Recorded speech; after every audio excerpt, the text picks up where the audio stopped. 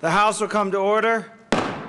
The Pledge of Allegiance this morning will be led by Jeremiah Michael Garcia from Corwin International Magnet School and Zane Lucas Garcia in Sunset Elementary School in Pueblo and children of Representative Garcia.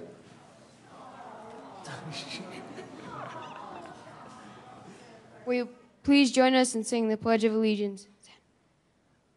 I pledge of allegiance to the flag of the United States of America and to the republic for which it stands, one nation, under God, indivisible, with liberty and justice for all. Thank you, guys. Hold on a second. Mr. Kohler, please take the roll. Representatives Becker, Buck, Buckner, Conti, Representative Conti,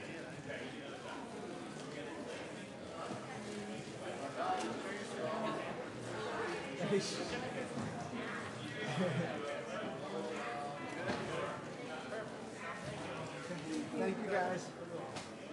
Who? Absent. absent. Quorum, Here somewhere. Court, Stevens has some. Del Grosso, Dorr, Duran, Everett,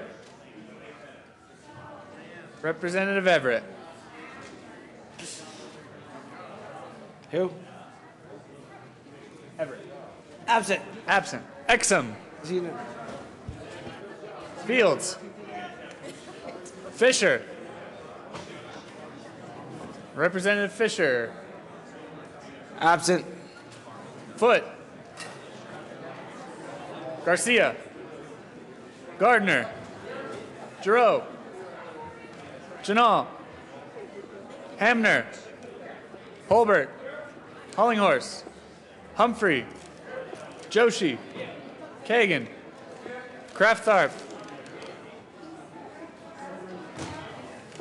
Labuda, Representative Labuda, Absent.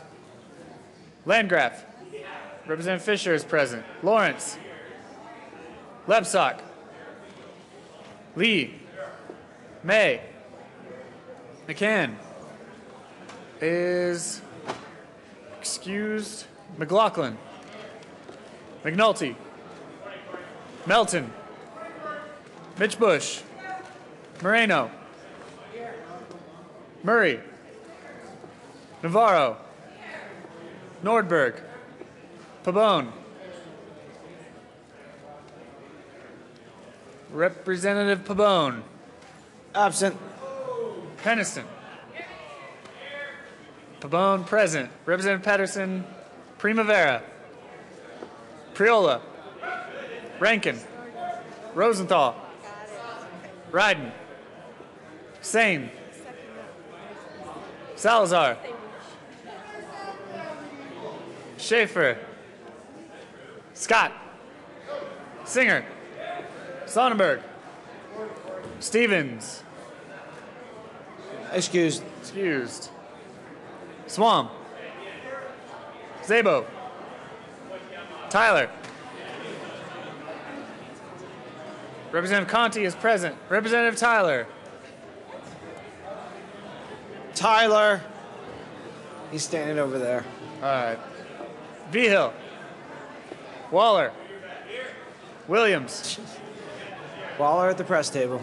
Wilson, Wright, Young, Speaker Ferrandino. Morning, Corey.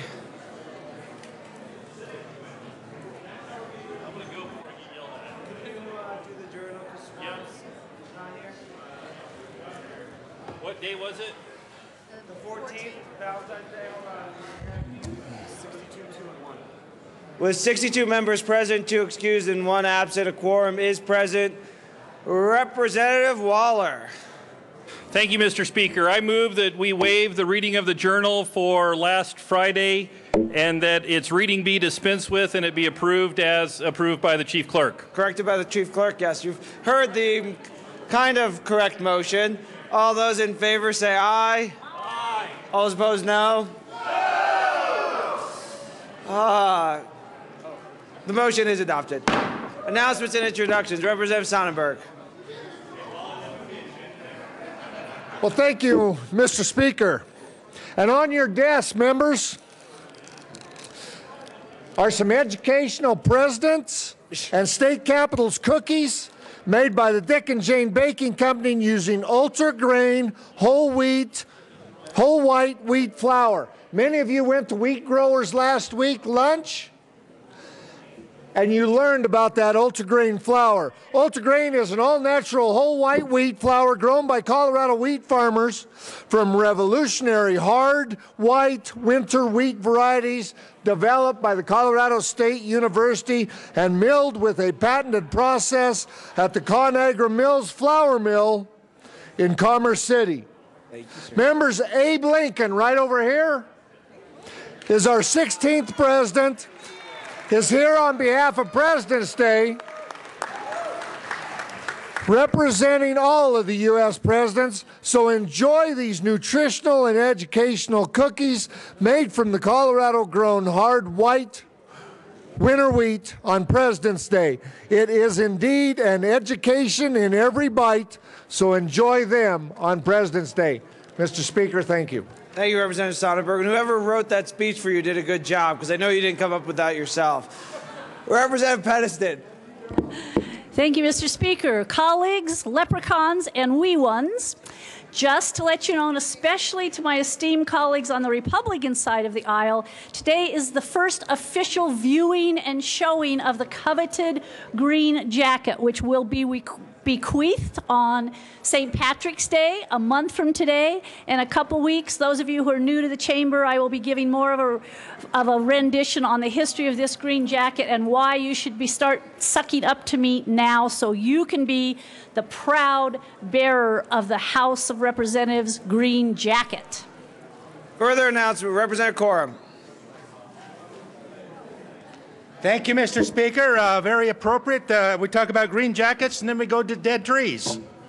But Wednesday, the Timber Association, Colorado Timber Industry, Mountain States Lumber and Building Material, and Colorado-Wyoming Society of American Foresters will be meeting at City Grill, 5 to 7. We've also invited all the spruce beetle and the pine beetle, so come by and take one home with you. Representative Hamner. You had your hand up, I thought. I do. Thank you, Mr. Speaker. I am really happy today to welcome some special guests. On the floor, we have some National Board Certified teachers joining us here at the Capitol. If you please stand up. And let me just tell you, thank you. And welcome. In case you didn't know, colleagues, in 2013, 75 Colorado teachers, some of whom are here today, earned the highest credential available to American educators by recently becoming a National Board Certified teacher through the National Board for Professional Teaching Standards. The NBPTS is recognized as the source for the highest standards and practices that lead to improved teaching, leading, and learning for children. The assessment process requires hundreds of hours to complete and is designed to develop, retain, and recognize accomplished teachers and to embed ongoing school improvement in schools nationwide. So thank you for being here today. We hope you enjoy your day at the Capitol. Again, congratulations. Thank you. Representative Holbert. Thank you, Mr. Speaker. Just to follow up on Representative Hamner's presentation on National Board Certified Teachers, I would like to single out Lorna Soto and Derek Danilian from Douglas County. And Lorna is actually in a charter school environment, so thank you so much for what you do for the students in Douglas County. Representative Holbert, that'll be $2. Representative Murray. Thank you, Mr. Speaker, and I would like to second that. Welcome, Lorna and Derek. Glad to have you. Representative Murray, that'll be $2. Representative Rosenthal. Thank you, Mr. Speaker. First, I'd like to welcome a former member, Representative Borodkin, and her group of what they call the Eclectics, and they're over there in the gallery, so let's welcome them.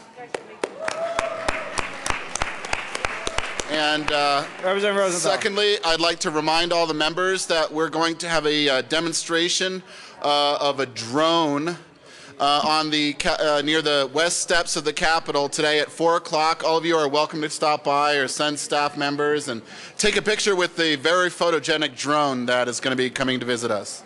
Thank you, Mr. Speaker. Representative Wilson. Thank you, Mr. Speaker. Colleagues, if you'll check your desk, there's the flyer for the announcement on the first meeting of the Colorado Sportsman's Caucus. Please join us in room 107 on Thursday, February 20th at high noon. This is a caucus that you can come and have some fun with. We'll have a picnic lunch, so we plan to see you there. Thank you. Representative Primavera and Hamner. Thank you, Mr. Speaker. On Wednesday morning, the Childhood Obesity Prevention Caucus is meeting to discuss making healthy food available in Colorado communities. The meeting begins with coffee and a healthy breakfast at 7:15 and the program at 7:30. And thank you, Mr. Speaker. Thank you, Mr. Speaker. We hope you can join us for this important discussion. We'll have experts from Share Our Strength, the Colorado Fresh Food Financing Fund, and the University of Colorado. Please do RSVP per the flyer on your desk so that we can appropriately plan for food. Thanks so much. Representative Salazar. Thank you, Mr. Speaker. Just a reminder, today is Latino Advocacy Day, and we'll have about 35 to 50 chavalitos running around talking to you guys, so I hope that your doors are open. Representative Fisher. Thank you, Mr. Speaker. Members, I just wanted to remind you one more time that the Colorado Foundation for Water Education will be holding its 2014 legislative lunch, and the theme this year is Working Together for Our Water Future. The meeting will be held at noon on February 19th, that's a Wednesday at noon, in Senate Committee Room 356. Legislators will be provided with a lunch. But everybody in the building and your staff and interns and aides are also welcome to attend and would be encouraged to do so. Also, in kind of keeping with Representative Corum's announcement about the Timber Industry Association reception, on Wednesday morning at 7:30, the U.S. Forest Service, the Colorado State Forest Service, and the Colorado Timber Industry Association will be providing a briefing called the 2013 Forest Health Report. So if you're at all interested or have forested areas in your district, you might want to come by and participate in that. That's 7:30 on Wednesday in House Committee Room 107. Representative Hamner and the Capitol Choir. Thank you, Mr. Speaker. Capitol Choir, if you could make your way down to the well. You're not going to believe this, everybody, but there are 3 birthdays, 3, count them, 3 birthdays to celebrate today. I'd like Representative Nordberg to stand up. Representative Moreno's already standing up. Representative Mitch Bush. Because yesterday was Representative Nordberg's birthday. Today is Representative Moreno and Representative Mitch Bush. So please, guess who's older? Well, we're not going there. Okay. It's all about celebrating. Okay. So what order should we do it in? Nordberg, Mitch Bush, Moreno. Yeah. Happy birthday to you. Happy birthday to you. Happy birthday, Representative Nordberg, Mitch Bush, and Moreno. Happy birthday to you. Any further announcements or introductions? Representative Kagan. Mr. Speaker, I have $2 in my pocket and would like to tell you that... you can't tell me you're going to be fined and then go introduce someone. Well, let's see where this fine's going to go. It's just going up the longer you speak. So, Representative Kagan. Mr. Steve Walsh is here. He is a new national board teacher, and we want to congratulate him and welcome him to the House of Representatives. Representative Kagan, that'll be $4. You already said you were given 2, so I had to double it. And Representative Primavera. Thank you, Mr. Speaker. I was just informed by the sergeant that we have a group of students who've joined us today on their day off from Legacy High School in Broomfield. So if you would stand so we could welcome you, that would be great.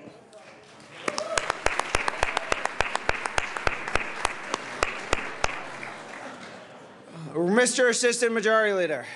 Thank you, Mr. Speaker, and I want to welcome the Boy Scouts who have joined us here in the gallery up to your right. Let's give them a round of applause. Welcome.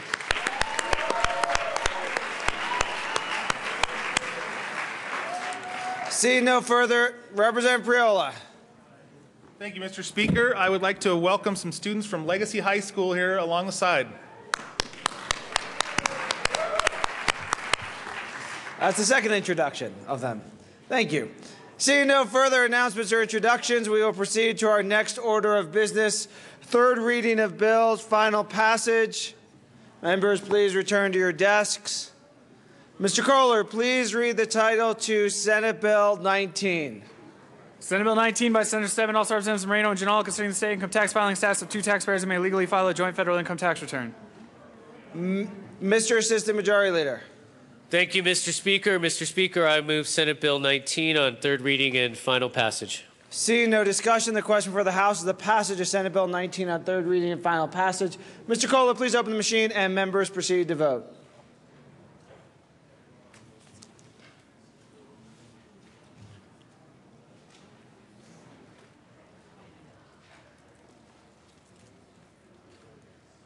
Representatives Gardner and Kagan.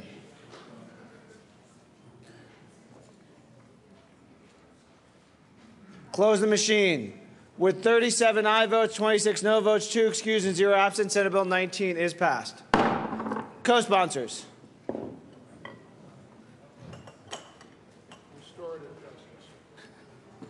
Close the machine. Mr. Kohler, please read the title to House Bill 1117. House Bill 1117 by Representative Schaefer, also Senator Roberts, concerning the creation of the Colorado Premature Birth Commission. Mr. Assistant Majority Leader.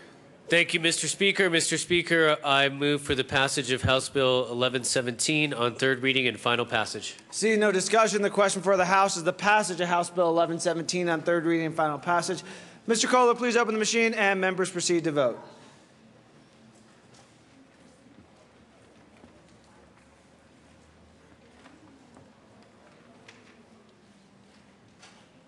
Representatives Del Grosso, Gardner.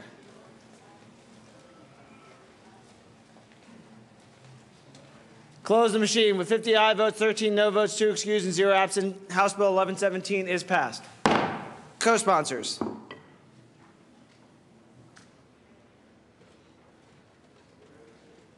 Close the machine. Mr. Kohler, please read the title to House Bill 1060. House Bill 1060, Representative Mitch Bush, also Senator Schwartz, concerning the authority of a municipality to compensate members of the Municipal Planning Commission. Mr. Assistant Majority Leader. Thank you, Mr. Speaker. Mr. Speaker, I move for the passage of House Bill 1060 on third reading and final passage. Seeing no discussion, the question before the House is the passage of House Bill 1060 on third reading and final passage. Mr. Kohler, please open the machine and members vote.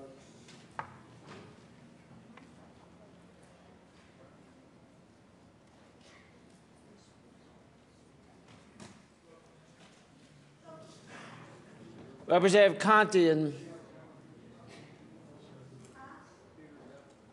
close the machine. With 41 aye votes, 22 no votes, 2 excused, and 0 absent, House Bill 1060 is passed.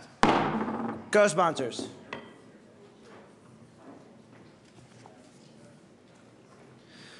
Close the machine. Mr. Kohler, please read the title to House Bill 1166. House Bill 1166 by Representative V. Hall, Senator Talktrop, concerning the renewal of concealed handgun permits by Colorado County Sheriffs.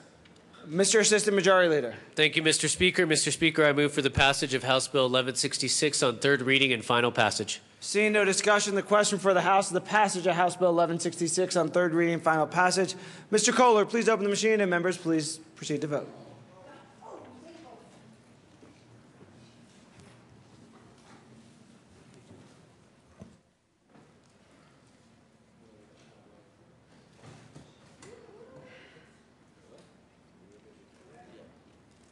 Representative Tyler. Close the machine. With 63 aye votes, 0 no votes, 2 excused, and 0 absent, House Bill 1166 is passed. Co-sponsors.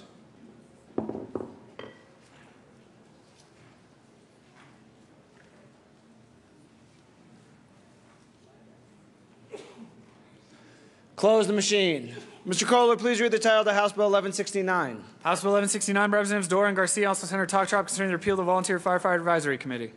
Mr. Assistant Majority Leader. Thank you, Mr. Speaker. Mr. Speaker, I move for the passage of House Bill 1169 on third reading and final passage. Seeing no discussion, the question for the House is the passage of House Bill 1169 on third reading and final passage. Mr. Kohler, please open the machine and members proceed to vote.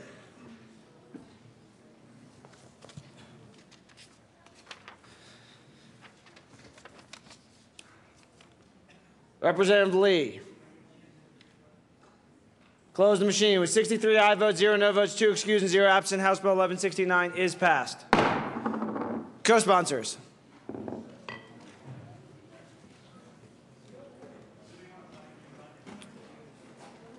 Close the machine. Mr. Kohler, please read the title of House Bill 1055. Oh, Mr. Assistant Majority Leader. Mr. Assistant Majority Leader. Thank you, Mr. Speaker. Mr. Speaker, I move House Bill 1055 be laid over to the end of the calendar. Seeing no objection, House Bill 1055 be laid over to the end of the calendar.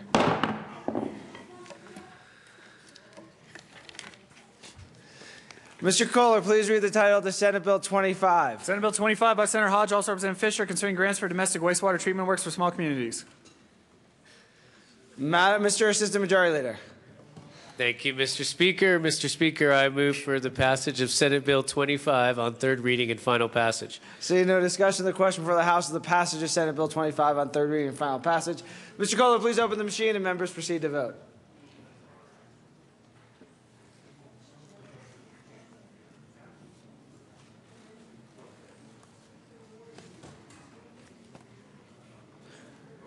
Representative, close the machine. With 63 aye votes, 0 no votes, 2 excused, and 0 absent, Senate Bill 25 is passed.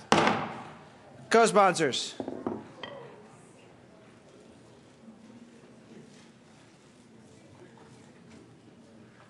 Close the machine. Mr. Kohler, please read the title to House Bill 1190. House Bill 1190 by Representative Wright and also Senator King, concerning the factors they use to determine the financial capacity to provide matching monies of a school district or board of cooperative services that applied for financial assistance under the Building Excellent Schools Today Act. Mr. Assistant Majority Leader. Thank you, Mr. Speaker. Mr. Speaker, I move for the passage of House Bill 1190 on third reading and final passage. Seeing no discussion, the question for the House is the passage of House Bill 1190 on third reading and final passage. Mr. Kohler, please open the machine and members proceed to vote.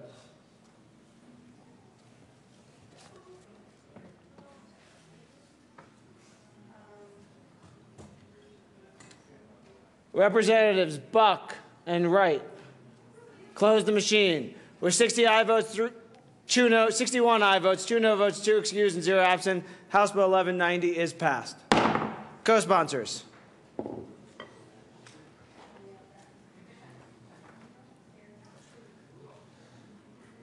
Close the machine. Mr. Kohler, please read the title to Senate Bill 4. Senate Bill 4 by Senator Todd, also Representatives Wilson and May, concerning the role and mission of community colleges. Mr. Assistant Majority Leader. Thank you, Mr. Speaker. Mr. Speaker, I move for the passage of Senate Bill 4 on third reading and final passage.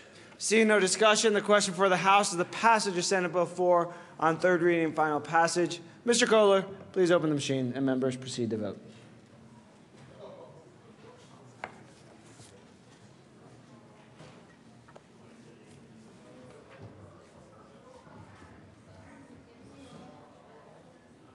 Representative Fisher. Close the machine. With 59 aye votes, 4 no votes, 2 excused, and 0 absent, Senate Bill 4 is passed. Co-sponsors.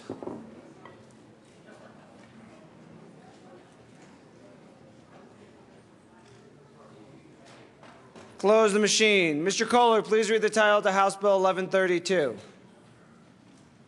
House Bill 1132, Representative Duran, also Senator Stebbins, concerning the ability of a local government to establish the hours during which alcohol beverages may be sold for consumption on licensed premises. Mr. Assistant Majority Leader. Thank you, Mr. Speaker. Mr. Speaker, I move for the passage of House Bill 1132 on third reading and final passage. Representative Duran. Oh, thank you, Mr. Speaker. You know, I had a third reading amendment to actually clarify the dates, because there were different dates that were included in it.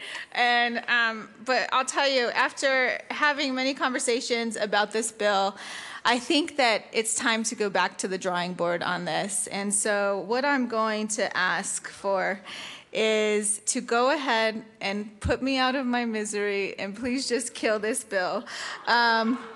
If anything, last Friday, I expect that Hummers this year will be much better than it was last year because I gave you so much material to work with, so I will expect that. But with that, please just once again put me out of my misery and kill this bill. Seeing no further discussion, the question before the House is the maybe passage of House Bill 1132 on third reading and final passage. Mr. Kohler, please open the machine and members proceed to vote.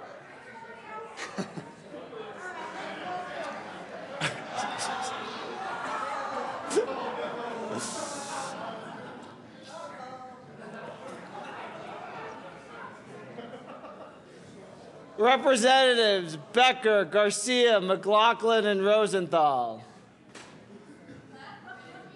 Have all the members voted the way they want to vote? Close the machine. With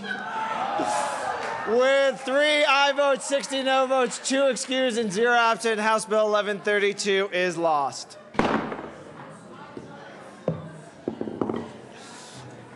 Mr. Kohler, please read the title to House Bill 1125. House Bill 1125, Representative Mitch Bush, also Senator Balmer, concerning the circumstances under which a unit owners association may disclose contact information from members and residents under the Colorado Common Interest Ownership Act. Mr. Assistant Majority Leader. Thank you, Mr. Speaker. Mr. Speaker, I move for the passage of House Bill 1125 on third reading and final passage. Seeing no discussion, the question for the House is the passage of House Bill 1125 on third reading and final passage. Mr. Kohler, please open the machine and members proceed to vote.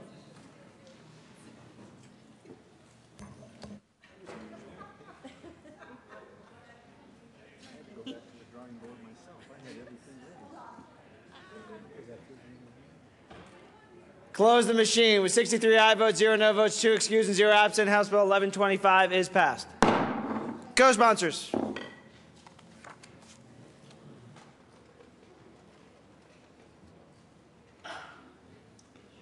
Close the machine. Mr. Kohler, please read the title to House Bill 1183. House Bill 1183, Representative Fields, also Senator Jones, concerning the reinstatement of the authority for active military personnel to practice professionally. Mr. Assistant Majority Leader. Thank you, Mr. Speaker. Mr. Speaker, I move for the passage of House Bill 1183 on third reading and final passage. Seeing no discussion, the question for the House is the passage of House Bill 1183 on third reading and final passage. Mr. Kohler, please open the machine and members proceed to vote.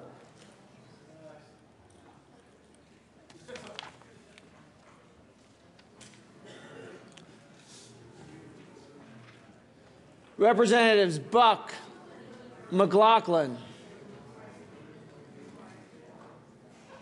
Representative Buck, close the machine. With 53 aye votes, 10 no votes, 2 excused, and 0 absent, House Bill 1183 is passed. Co-sponsors.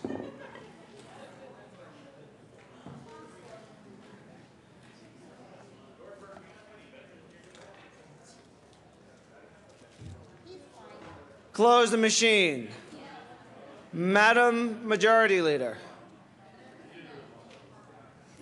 Thank you, Mr. Speaker. I move the House proceed out of order for consideration of Senate amendments to House bills. Seeing no objection, the House will proceed out of order for consideration of Senate amendments to House bills. Mr. Kohler, please read the title to House Bill 1078.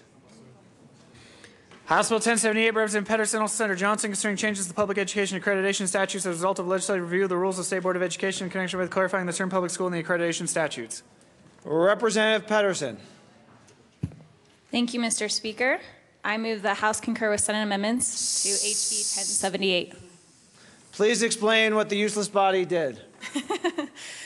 As you remember, this became contentious because of part of this bill. It was just a cleanup bill for the Department of Education. So what we did was take out that contentious issue, and all this does is narrow it to differentiate between what an internet program versus a school is. So I ask for your aye vote. Any further? Representative Wilson. Thank you, Mr. Speaker. Members, I voted against this when it came up in the House because of the piece that grouped the 3 accreditations together. The Senate took that out, so I will now be supporting this bill and would urge a yes vote on it. Thank you. Seeing no further discussion, the question for the House is to concur in Senate amendments to House Bill 1078. Mr. Kohler, please open the machine and members proceed to vote.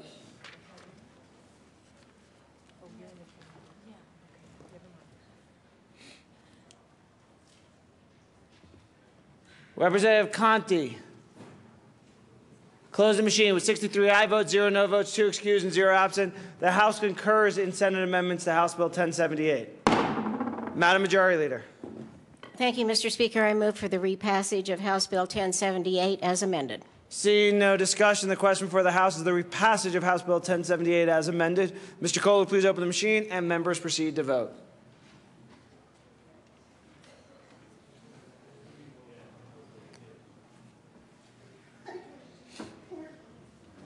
Close the machine with 63 aye votes, 0 no votes, 2 excused, and 0 absent. The House repasses House Bill 1078 as amended.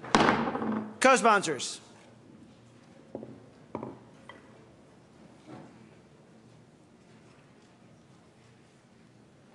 Close the machine. Mr. Kohler, please read the title to House Bill 1164. House Bill 1164, Representative Hollinghorst, Senator Uleberry, concerning nonpartisan elections not courted by a county clerk and recorder in connection with creating the Colorado Local Government Election Code for the conduct of such elections by special districts, harmonizing residency requirements for voter registration, modifying the Colorado Municipal Election Code of 1965, and clarifying when elections are coordinated by county clerk and recorders. Madam Majority Leader. Thank you, Mr. Speaker. I move that the House concur in Senate amendments to House Bill 1164. Please explain why, Madam Majority Leader. Thank you, Mr. Speaker. Actually, the Senate discussed this bill for a very long time. They made some technical and clarifying amendments and managed to make this bill better than it was, which is hard to do for a House Bill 1164. In any case, the clarifying amendments did just a few things. They said that nothing prohibits the governing body of a local government from utilizing any requirements and procedures of the Uniform Election Code of 1992, which is what we generally call Title I elections, coordinated elections. They also added the Americans with Disabilities Act compliance language. They clarified that all covered voters will receive mail ballots. And this is particularly important relative to UCAVA, the military folks who need to get those. Also, they clarified procedures relating to how ballots will be picked up at group residential facilities. And in judicial proceedings, they struck the 5-day requirement for raising controversy in court. They made that immediately. And then there were additions to the self-affirmation on the ballot return envelope. I ask for a yes vote. Is there further discussion? Representative Del Grosso. Thank you, Mr. Speaker. And I would make a substitute motion that we reject Senate amendments and move that we appoint a conference committee and permission be granted to go beyond the scope of differences between the two houses. Please explain why, Mr. Minority Leader. Thank you, Mr. Speaker. Members, we still have the opportunity to get this bill right. We've heard quite a bit about how this is a simple cleanup bill from last year, a simple technical bill trying to kind of harmonize what happened last year with some local elections.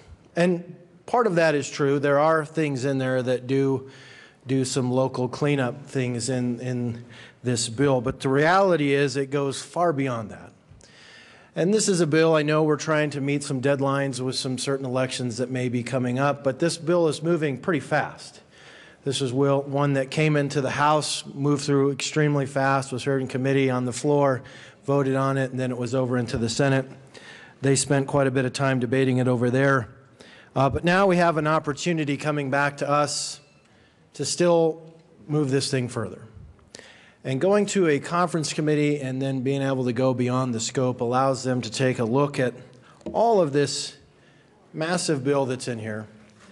And they can find the things that are still not right with this bill, fix those, make amendments to this bill, and change that. And I want to go back to some of the debate that we had when we first were talking about this bill, and there was some arguments that this bill could be ripe with voter fraud and entice more voter fraud. And then we heard several folks come down here saying voter fraud is a figment of our imagination. Doesn't happen. Or if it does happen, it's just in a small couple of cases. Well, let's say, for instance, that is true. We'll take your argument that there is no voter fraud. And if that's true, why would we want to pass this bill now and take the rules that we currently have in place that seem to be working and take all of the guardrails off of that? So take something out of place that we say is working now and make it to where it entices fraud to potentially happen in the future. So that is something that I think you need to ask yourself when we're discussing this, and that would be something that if we go to a conference committee, they can work on that. And then also, the bill talks about how it seeks to harmonize elections. Well, currently we have 22-day voter registration or requirement to live here in the state of Colorado, but yet we're not going to have the same requirements for you in a district. So why is it that you have to live in the state for 22 days, but we don't require the same thing of you to live in a district? So to me, that doesn't seem like that's harmonizing. That seems like we're having two different standards. There again, that is something that if we go to a conference committee beyond the scope, that is something they can address. They can decide, hey, this really doesn't jive, this isn't there. We can make that harmonize. Members, as I said, we can start over. We can still get this right. We do owe it to the people of Colorado. Elections are very important. Nobody in this chamber wants to see our election process eroded. Nobody wants to see less integrity in our in our voting process. And so we owe it to the people in our districts. We owe it to the people of Colorado to make sure that if we pass a lengthy bill like this, that we actually get it right.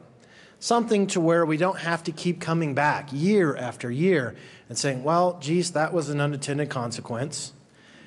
And so now we have to run another bill because the bill that we passed last year was not perfect. There's nothing wrong to say, let's slow down. Let's send it to a conference committee. Let them go beyond the scope. Fix those things that still aren't technically quite right. And then send a bill back to us that we can vote on this year that is a lot better bill. So I urge an aye vote on the motion to reject Senate amendments, form a conference committee that will be granted permission to go beyond the scope of the differences between the two houses. Madam Majority Leader. Okay. Representative Holbert. Thank you, Mr. Speaker. I rise in support of the motion to form a conference committee and go beyond the scope. I want to set aside political differences. I made some statements here on second reading that I stand behind, but I'm going to set those aside. And I want to ask the majority, those who support, who voted for the bill on second reading as it left the House, to please consider that there are structural problems with the bill. And I'll point to one specifically. Senate amendments, over in the Senate, there was an amendment that said that military voters shall be able to request a ballot 15 days prior to an election. And that amendment is in the Senate version. So military voters can request a ballot 15 days prior to an election. Okay, for those of you who have served in the military and maybe have had a son or daughter or another relative serve in the military, can that ballot get to, say, Afghanistan in time for that person to vote and then mail it back to the designated election official so that it is received by 7 p.m. on election night? Maybe. But what does federal law say? Federal law says that those active military can request a ballot electronically, and they can receive their ballot electronically, and then that they can return that ballot and have 8 days after Election Day for that ballot to be received. That's what federal law says. Now, over in the Senate, we don't get to hear what our esteemed colleagues over there in the Senate say on a day-to-day basis, but repeatedly the Senate sponsor said that this bill, when it gets to municipal elections, it really doesn't have that much effect because a municipal election is handled under Title 31, right? Wrong. Those elections are handled under Title I. And Title I says that ADA compliance and military voters, that they get these special considerations. So if you want to concur with Senate amendments, what you're saying is that a military voter can request a ballot 15 days prior to an election. And you're putting the municipal jurisdictions and their designated election officials in a position of asking, shall we violate state law or shall we violate federal law? Why put them in that position? This right here is just one non-political reason to form this conference committee and fix this dispute. It's not debatable that maybe someone will come up and say that I don't know what I'm talking about and this issue really doesn't exist. It does. This issue is real. So what do you want to do for those active military, those men and women who are serving our country in Afghanistan? Do you want to act politically and say Representative Holbert is trying to bluff us into a conference committee? By the way, you would control that 4-2. There's nothing that we could do to sneak something through, but you could form this conference committee and fix this blatantly obvious problem for our military and those who conduct these elections. Why not do that? Why would you intentionally put these municipal districts in the position of having to say, well, we'll send out ballots electronically. By the way, psst, the municipal districts don't have the technology to do that. That's right. They don't have the technology like the county clerks and the Secretary of State, those entities that manage these elections right now under Title I. Those municipal districts don't have the technology. Maybe some of them do. Maybe they could hire it out. So, okay, we'll find some way maybe of sending out military ballots under Title I, not 31, but Title I. And then we'll allow them to return their ballots, I guess, by Election Day. And then guess what will happen if one of those ballots, or not if, when one of those ballots arrives at 7:01 p.m. on Election Day, or the next day, or 8 days after Election Day, because that's what they can do under federal law. Does anyone here want to sit here and say, oh, that won't be taken to court? Good grief. What have we seen over the past 6 to 9 months? Litigation after litigation after litigation on House Bill 1303. So you want the same thing now on 1055? Why? Please, members, I come to you today with a sincere plea. Recognize the structural problems in House Bill 1055. Representative Holbert, we are on House Bill 1164, just to clarify. Excuse me. That's the legislator license plate bill. I think that bill's in good form, but let's move on from that. Does this get me extra time, Mr. Speaker? No, it does not. That was good. 1164, excuse me. Members, I appreciate maybe that moment of laughter just to break maybe the tension. This bill has a structural problem, House Bill 1164. This isn't the only one. I believe my colleagues here are going to point to others. But if there's one thing that we should be able to agree on, it's the military voters. It's those serving our country in places like Afghanistan.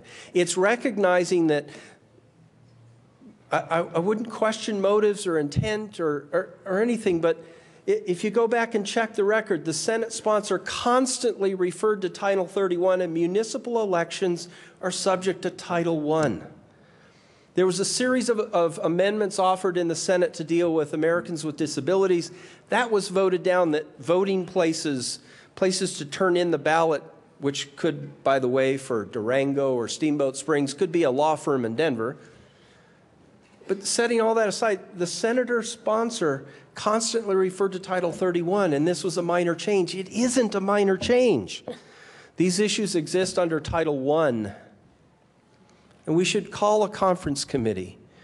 Not putting anyone in a position to have to square off against the bill sponsor leadership.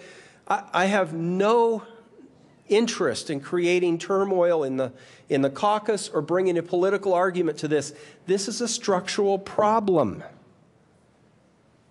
You're putting these municipal districts in the situation, in a position of having to choose whether to violate federal law or state law. Of having to say, can those ballots from active military come in 8 days after election, or can they not? And you're putting that decision out to an entity or entities that do not have the technology, the capacity to adhere to federal law. So I think the answer would be state law, which means that you could be putting military in the position of not being able to vote. They request that ballot, they vote, they get that ballot returned after 7 p.m. on Election Day. That's a hard date cutoff for all the rest of us. Postmarks don't count. But for military, they get that extra 8 days. Please support this motion to call a conference committee and go beyond the scope. Please do that. It's the right thing to do. We can fix problems with this bill before we send a faulty bill downstairs to the governor's desk. I ask for an aye vote. Madam Majority Leader. Thank you, Mr. Speaker. And I think it's important, since there are issues that Representative Hoover brought up here, that Holbert, I'm sorry. That's all right. I'll get there. Holbert, you know. So in any case, I apologize for the misnaming you, that I think need to be answered right now. Because from my perspective, and I just checked with the drafter of the bill and the amendments, they are inaccurate. First of all, municipalities, all of them, do not hold their elections under Title I, which is the Uniform Election Code of 1992. That's why there has been a municipal election code in the statute for a very long time. Municipalities can choose by resolution to do what's called coordinated campaign with the county clerk, and then they must abide by the election code of the Uniform Election Code of 1992, Title I. But many municipalities have operated under their own municipal election code for a very long time. And as a matter of fact, the special districts, when they decided they needed their own election code, just went in with the municipal election code, and that's a lot of what this bill does. Specifically relating to UOCAVA, which is the federal regulations around how military people receive ballots and how they vote. The Senate did a very good thing, and I compliment them for this. They actually required that, that military people meet all of the UOCAVA requirements, and that the people that are running these elections do that, and they apply. just like they do under the Uniform Election Code of 1992, to military people voting in municipal and special district elections. And I confirmed that. I thought that's what they did, but I just confirmed that with the drafter. So relative to that issue, we do not have a structural problem, and we do not need a conference committee. Representative Rankin. Thank you, Mr. Chairman, and I do rise in support of the amendment. This bill, as well as its predecessor, 1303, really have two kinds of issues. One of those are their policy issues. Representative Rankin. And the other is, Representative Rankin. This bill has both policy issues and technical issues. Yes, Mr. Chairman. Well, Mr. Speaker, first, and second of all, we are debating 1164. Can you keep your comments to House Bill 1164? Thank you. Thank you, Mr. Speaker. I think this bill has both policy issues and technical issues. And I want to share my experience because I think it is pertinent to this issue over the last year. I was appointed to a commission to look at implementing 1303, and one of the first technical issues that we unpeeled, as we unpeeled the issue, was in fact that special districts and municipal districts had issues, actually could not conduct elections. That was in fact the genesis of this bill, so I think it comes out of that. So my experience with that was that as we unpeeled the onion, we had to form a technical subcommittee, a business practices subcommittee, and there were over 200 rules written. The point is that these technical issues in these bills are very significant and are often interpreted. 64 counties, the problem of getting 64 counties to agree on the interpretation of technical issues and implementation issues pales in comparison to 2,000 special districts or municipal elections. So my point is that we owe it to our voters, we owe it to the people who have to run these elections to reduce ambiguity as much as we can, and it's an incremental process. You know, we've talked about one issue so far. I'll bet you that I know that there are many, many more issues, underlying technical issues that people disagree with in this 135, I believe it is, page bill. We owe it to people, we owe it to our voters and the people who run these elections to reduce as much of that as possible. It's an incremental process.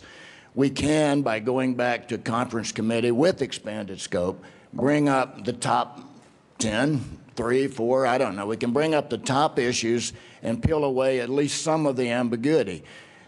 If we don't do that, we're leaving a lot of issues open to interpretation, like the one on the Uocava vote. I mean, we've heard 2 different interpretations already this morning. There are a number of other of these. So I argue in favor of going to a conference committee. I mean, we can still do this within I know there's a time threshold. I know we need to get this out to support our clerks that have to run these elections. We can still do this, attack some of those issues, peel away some of the ambiguity, and support the people that have to run these elections. Thank you, Mr. Speaker. Representative Singh.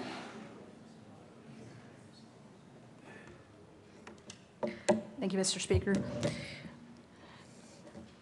Colleagues, I'm concerned about this bill in several aspects, but one of the aspects that got my attention was the fact that special districts were excited about this bill for many reasons. Some of the reasons I were told is that this will make it easier, that they're going to save money. There are some aspects where that may be true, but there is a policy question as well as far as making the intent of the bill do what you want it to do. The problem I have right now is the way I'm reading this, we have 3 codes now. We've got the UEC, and then we've got now the local code. The problem I see, if you have a board of directors for a special district, and let's just say they're running the election for the board, and they get to pick between one of these 2 codes, one of those codes may give one party an advantage over another, which may not have been their intent when they were running the election, but somebody could make that argument and sue that board. So I have a real concern about the liability that we're putting on some of these special districts. Because if you are allowed, and this bill does allow you to do that, choose between the two codes, obviously a special district would want to choose the one that may save them money, but it may be the code also, regardless of which way you turn, may line them up for a lawsuit. And so that is a large concern that I think we can fix in a conference committee to make this bill more accurately reflect the intent of what the spirit of the bill is, which, if I understand the spirit of the bill, is to make this easier for voters to vote. It's supposed to make this easier for all kinds of elections, special districts and state elections. However, there are some flaws that are contradictions both in the Senate amendments, but in the way this is written, where it could allow the possibility of a lawsuit. And I'm sure we don't want to put our special districts through that. So I would urge a yes on a conference committee, simply because there's just a couple of things we can tweak in here that'll make this bill better for everyone. The other concern that was brought up to me, and I know you've heard this argument already, it was about the ADA compliance. And again, if we're making this bill about making it easier for voters to vote, one of the things this bill could allow folks to do to save money is put polling places in areas where it may take up to 200, 300 miles for somebody to get there. 100 miles, even 50 miles may discourage a voter from coming to vote. And there's a lot of folks, and I'm actually one of those included, I actually like dropping off my ballot at the ballot box. And there's some folks out there that they don't really trust the mail, not only for security reasons, but to get there on time. And in fact, what if you forget? What if you left that ballot on your kitchen table, which is often the case with a lot of folks, and you're told, no, there's no way you can get that ballot in time to get it counted. I know there's a lot of folks that were told that in the last election even, and life happens. I mean, you know, we all do it. We know voting is very important. However, sometimes you do forget, life happens. So if somebody has that situation where they simply have forgotten to vote. I mean, they have simply forgotten to get it in the prior 2 weeks or the week that's required to get that in to be counted. It would discourage them if they had to drive 20, 50, 100, 200 miles. So if we're trying to make this easier for voters, that's one consideration I would urge us to also reconsider in this conference committee. Because there are ways to do this, so we aren't suppressing voters, that we aren't discouraging voting. So if that's the intent and the spirit of this bill, I would urge you to reconsider that as well. So with the special districts, I just want to point out something real quick on the bill. Hopefully I've got enough time to do this, but I will certainly try. You got 5 minutes, 45 seconds. Oh, thank you so much, Mr. Speaker. You were very helpful. Thank you. All right. So some of the actual things in here refer to, again, if you even look at, if you flip through those 130 pages and take a look, okay, there are several many. You can see this conflict for yourself between Article 1 and 13. So the law, which will continue to say, it says that the UEC, Article 1 to 13, controls special district elections. So in contrast, the bill says that Article 13.5 controls special district elections and Article 1 as well. So that's what I'm going to point out, because it really can't be both.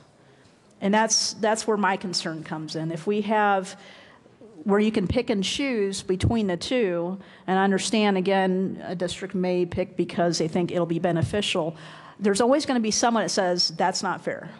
You were elected under this when you could have used this, and this gave you an unfair advantage. And again, I don't want to open this up to a lawsuit, which I think is going to happen. We want our special districts to be protected in this manner, and the voters to be protected in this manner. So it's within picking and choosing within the codes what is best to their advantage. So I would urge a conference committee members to deal with this. There's a lot of confusion, and there's certainly a lot of confusion both from You know, our side, I noticed some of the conversations on the Senate floor between the Republicans and the Democrats. There was a lot of confusion, even between some of the arguments that were presented, because this is a complex issue. So I think it does deserve a little bit more time. We do have a little bit more time now as well, because I've heard that some of the elections, they were hoping this bill would pass quickly. Unfortunately, some of those deadlines have passed, so now they are doing polling. So we do have a little extra time to spend on this. So if we can do that, I sure appreciate it. And I know that my folks in my district would appreciate it, and some of the special districts I've talked to would really appreciate this as well. So thank you so much, colleagues. I urge a yes vote. Representative Landgraf. Thank you, Mr. Speaker. And thank you for the opportunity to address this amendment. My understanding is the original bill was put forth to make voting easier. So I'm not going to talk about uniform election code or lawsuits. I'm going to talk about two groups of people who I feel very strongly that this is going to disenfranchise if it passes. You've heard some. One is the military, and one are our disabled citizens. We have military not just in Iraq and Afghanistan, but we have soldiers in El Paso, Texas at Fort Bliss. We have Marines at Camp Pendleton in California. We have sailors in Virginia Beach. And all these people have chosen to continue to call Colorado their home. They remain registered to vote here. They love Colorado. They, in most cases, intend to come back to Colorado. And we're basically telling them with this bill that we don't care about them. One simple little question I have for you is, how will they know that the laws have changed and they will no longer be able to get a ballot in time to vote in the community that they love and call home? And then the other group of people I wanted to talk about are our disabled citizens. These are people who typically need special help to get to the polls, but they get there, they make it. In our community, we have made sure that all of our caucuses take place in public facilities where they are ADA compliant, so we can make sure people can get there. And nobody's uncomfortable, nobody needs to go to a house they don't know about and face the risk if they're in a wheelchair of having to be carried in or whatever. But this bill takes that right away from them. It does not require ADA compliance, which means if they don't have special equipment in some cases when they go to vote, they won't be able to vote. So I'm asking you to vote for the amendment so that these issues can be straightened out, so that we can continue to put the people that we should be putting first.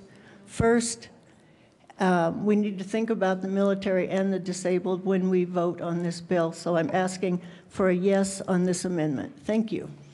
Members, remember, we are sitting as a House, so you should not be using your electronic devices to communicate at all, emails, web, anything, as I see you all out there. Thank you, members. Representative Wilson.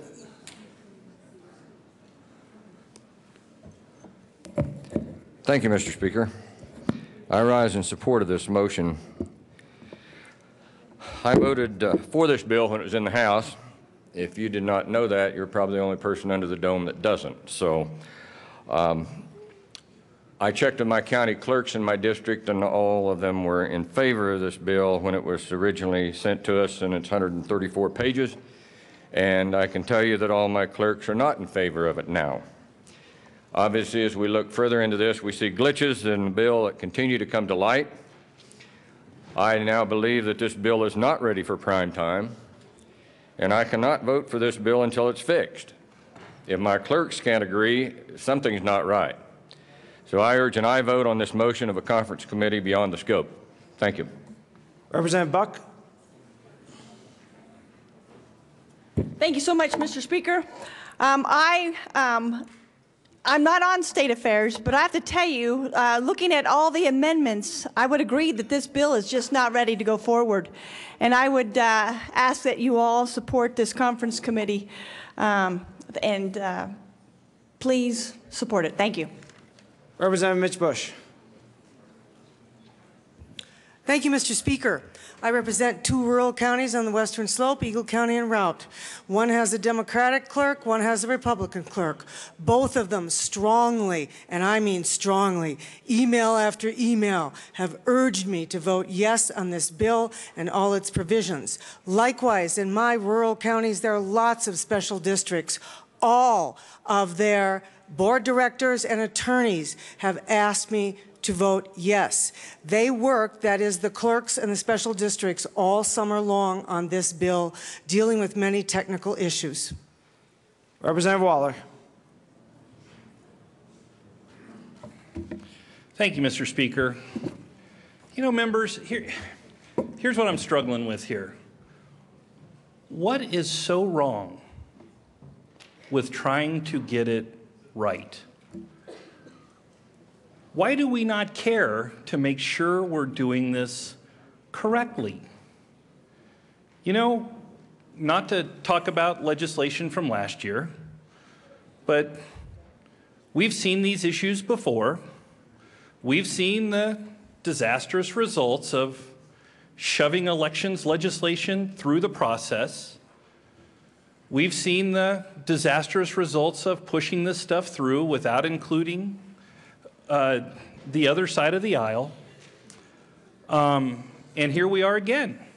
We're going to see it again by shoving this legislation through. Members, we're not technologically ready for this. Our special districts just aren't there. And think about it, especially when it gets down to these small special district elections. In many cases, they're decided by a vote or two. You know, I can't help but go back to this military issue, and I think we can debate whether it's Title I that controls or the federal elections law that controls in this circumstance, but here's the practicality. You know, I deployed to Baghdad, Iraq in 2006 in support of Operation Iraqi Freedom. And when I was there, I got mail just like everybody else did. And here's how it works. I just explained to you the practicality of this. It takes a minimum 6 days to get something from the United States to Iraq. That's to get it in the post office in Baghdad. Now, I was at the embassy, so it was pretty easy for me to get my mail. I could get it within that 6 or 7 day period, and if I wanted to turn something around and move it back out pretty quickly, I could have it done within a 15-day period at the embassy. But here's the reality.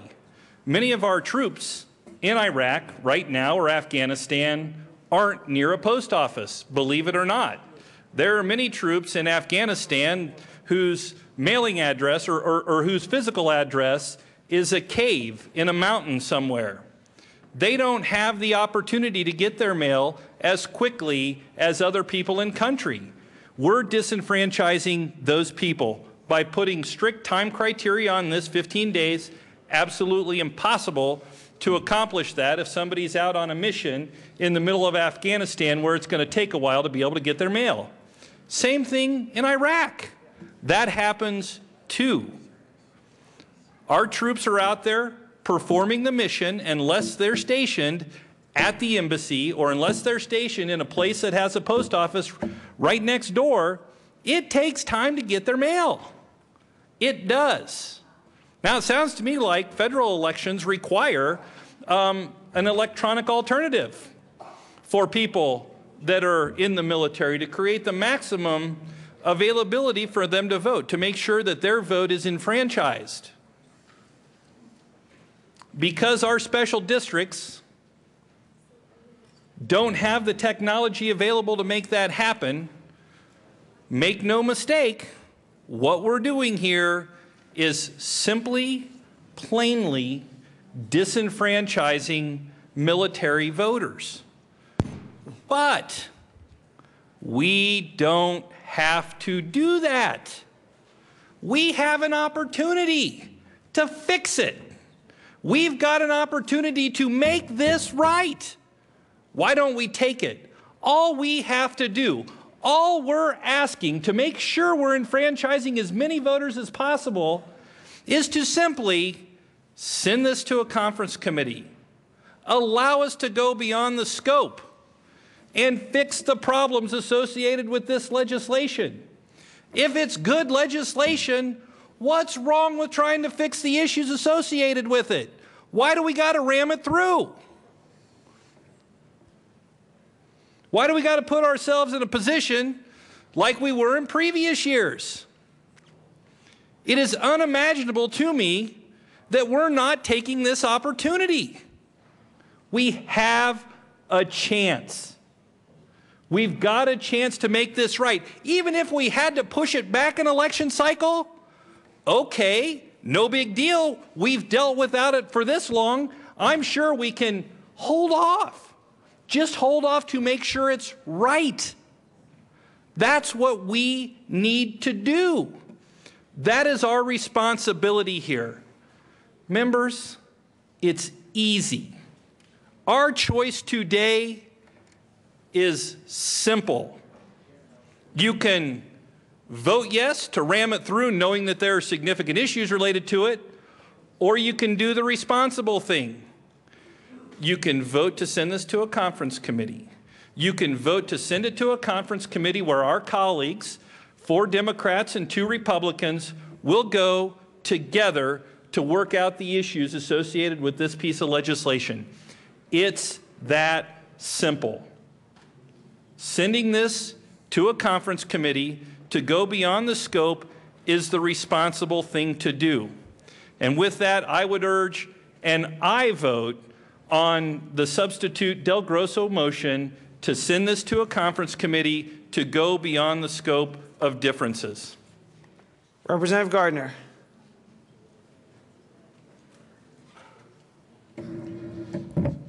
Thank you, Mr. Speaker. Well, you know, members, House Bill 1303. I'm waiting to see where you're going to go first before I see if it's in order. Thank you for helping me get everyone's attention, Mr. Speaker. Members, you know, I'm not going to get into the technical aspects of where we stand with House Bill 1164. My colleagues have covered that, have covered it well. You may disagree with all of those issues, but I would challenge you that if you really understand all the moving parts of 1164, you may be the only member of this body that does. It has a lot of moving parts. And as we have learned from prior electoral legislation that has a lot of moving parts, that there are unintended consequences, and that is always a danger here, but it is a bigger danger when you have 100+ pages of legislation dealing with an entire electoral system.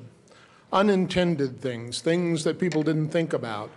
And I don't believe even if we go to conference committee, and I think we ought, that we'll get all of them. But as my friend Representative Waller says, what's the deal here? Why is there such resistance to going to a conference committee that can be done fairly quickly and cleaning this up as best we can and looking those issues straight in the eye and saying that is an issue, that isn't an issue? After all, it is not, Mr. Speaker, as if this side of the aisle in either house, in either chamber, will control that process.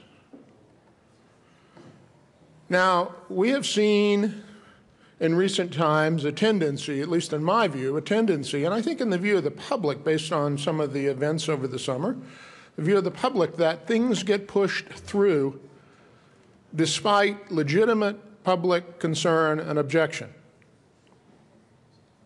And I think that we have seen clearly that the public expects more of their elected officials and more of this body than to drive it through for whatever reason it might be. Now, just follow this with me for a moment. House Bill 1164 went out of the House essentially with I guess the belief that they didn't need any more work, because I have to believe that those who carried the bill and supported the bill wouldn't have let it go further if it didn't need more work, unless, of course, that was going to get fixed in the Senate. But there was, once it left here, resistance in the Senate to many, many amendments. And the amendments that were adopted by the Senate were done so very closely. Now we want to concur. Senate got it right. Senate fixed it all. And they fixed it all the way it ought to be fixed. Well, party aside, I remember well, Mr. Speaker, your predecessor, Speaker Romanoff, used to say that the enemy was not the other party, it was the other chamber. And to say that the Senate got it right is a pretty profound statement here. You hear it occasionally. But seriously, there are some things about those amendments that were done right. There were some things that were well-intentioned that didn't quite get where they needed to be and need some refinement. And in fact, the rather cool, reasoned reflection of a conference committee can deal with those things. Now, for those of you who've been on conference committees, sometimes they get held over 5 minutes and at about 8 o'clock in the morning or 8:30 even, and everybody votes one way or the other for a single amendment. I would think this conference committee needs to be a little longer, and the members need to be very astute, all of them, Madam Majority Leader, and others on both parties that are willing, as each and every one of us is able when asked to set aside the raw politics that are associated with legislation sometime and simply say, we've got something bigger here. It is our electoral system. It needs to operate correctly. It needs to operate so that the public has confidence.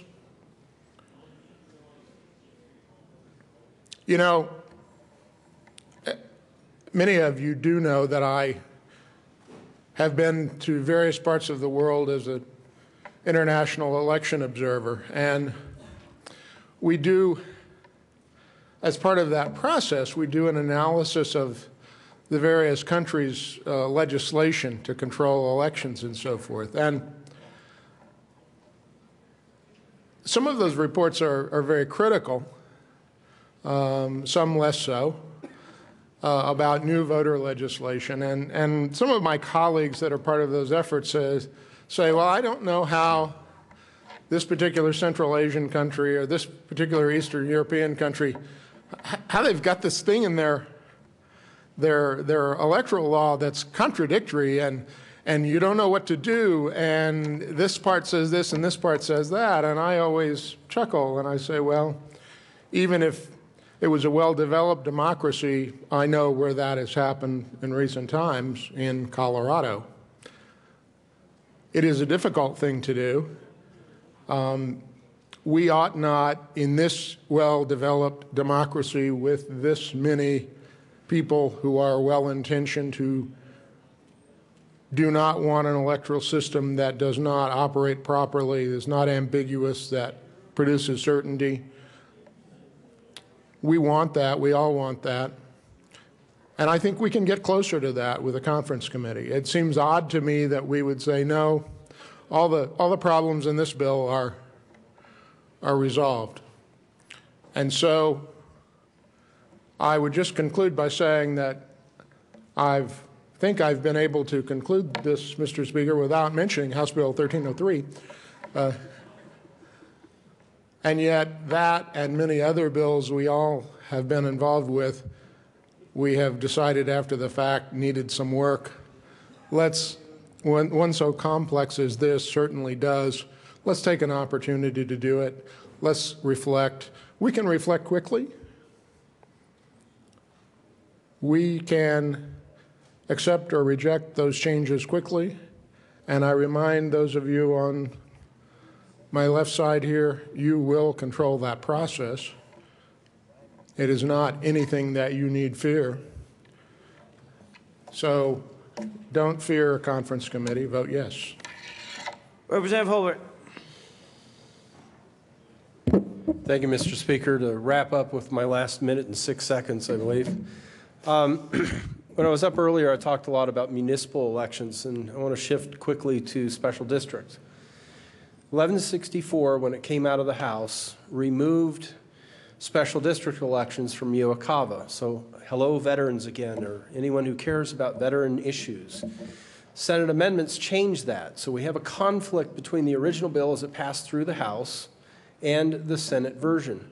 So if you're unclear about how the Senate version, because if we go back to the motion to concur with Senate amendments, if you're unclear how the Senate version would affect veterans all the way down to special district elections, that again is a reason to support this motion to form a conference committee and go beyond the scope.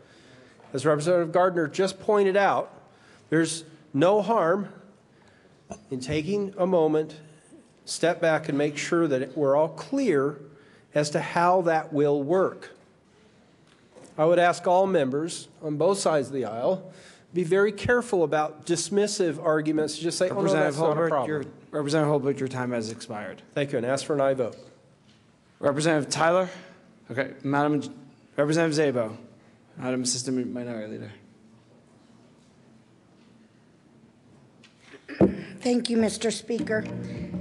And colleagues, I just want to say one more time, as we've sat here and listened to the many flaws that have come up in 1164, it's really our duty as this body to get it right, to make sure that what we send out for everyone to abide by is correct. That's why I think, and I urge you all to consider that we do go to the conference committee. The people in this state, they value our process. In fact, they demand integrity of our process. 1164 would put these special districts on the honor system. Nowhere in the world is it acceptable to have an election process that hinges on the honor system. It chips away at the integrity of the process, and in turn, that disenfranchises the voters of Colorado. I urge you all to vote that we consider going to a conference committee that goes beyond the scope. Colleagues, let's get this right. We owe it to the voters in this state. Madam Majority Leader.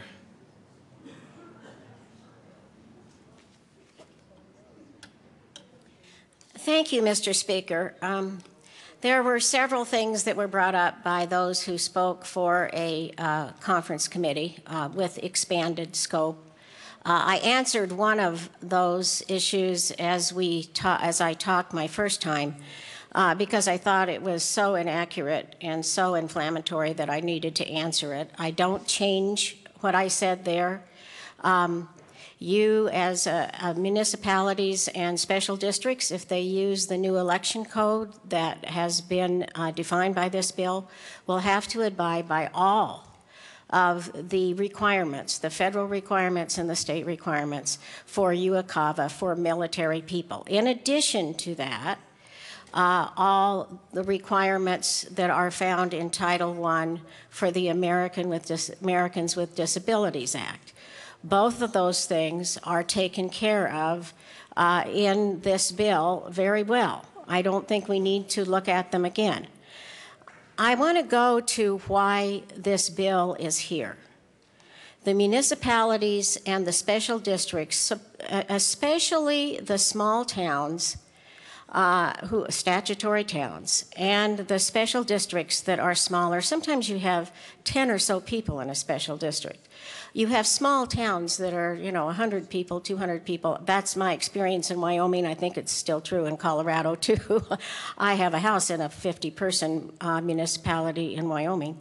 In any case, this is a bill for them, and they have worked very hard to address some issues that have been around for a long time, not just because of last year's legislation, but because of legislation that has gone on to meet federal voting requirements since about 2001 with HAVA.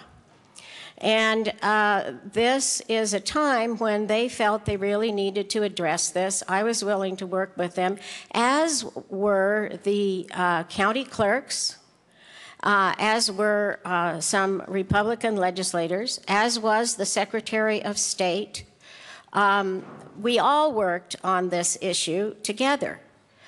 It was bipartisan, and it still remains bipartisan. There are a number of members of the municipalities and the special districts who really want to see this bill passed that are Republicans, unaffiliated, and Democrats, among other parties.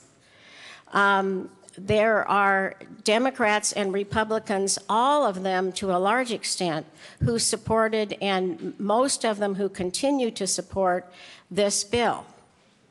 So I would say, and I'm just going to give you a little of issues relative to unintended consequences and the implications that Representative Gardner and Representative Waller brought up about 1303.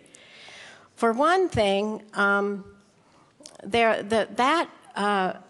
voting that has occurred since last year has been very popular with both the public and with the county clerks. And I would just like to read a little statement here about the election in 2013 from La Plata County Clerk Tiffany Parker.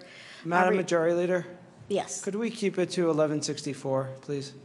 Yes, sir. Thank you, Mr. Speaker. We will, in spite of the fact that I think, based on what Waller and Representative Waller and Representative Gardner intimated about this being not popular with the public, I think, in fact, it's very popular with the public, and I'm sure you've all received letters and emails from municipalities and from county clerks that say and from special districts that say they really, really need this bill now. Let me tell you a little story about why. One of the small towns, statutory towns in my district, is Lyons, Colorado. Now, I think we all know what happened to Lyons, Colorado this fall, and how devastated. They were probably the most devastated town in the state. They run their election on April 1st. They desperately need this bill in order to run that election the way they believe and the way they think it should be run under the law. And they're trying very hard to do that. This bill will fix that.